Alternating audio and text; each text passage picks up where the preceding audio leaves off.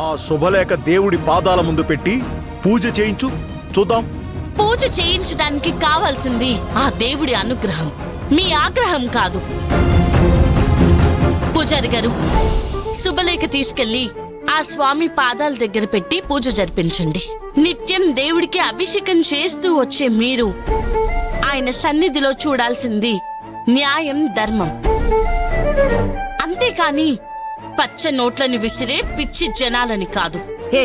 ఏంటే వాగుతున్నావు?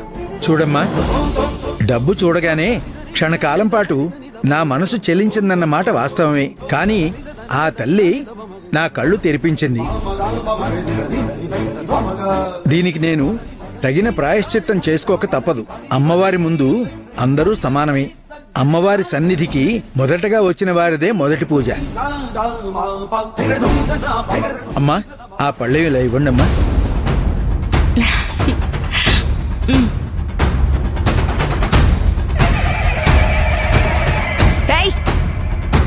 ఇక్కడ నేనుండగా నువ్వు మొదటి పూజ ఎలా జరిపిస్తావు? నేను జరగనివ్వను.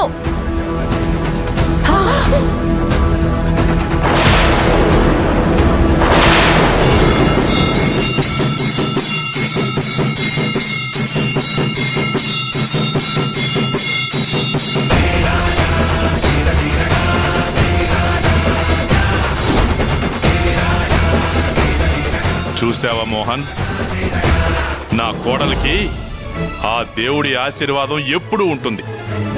మనం గట్టిగా సంకల్పించుకుంటే ఆ దేవుడే మనల్ని దగ్గరుండి నడిపిస్తాడని నా కోడలు నిరూపించింది.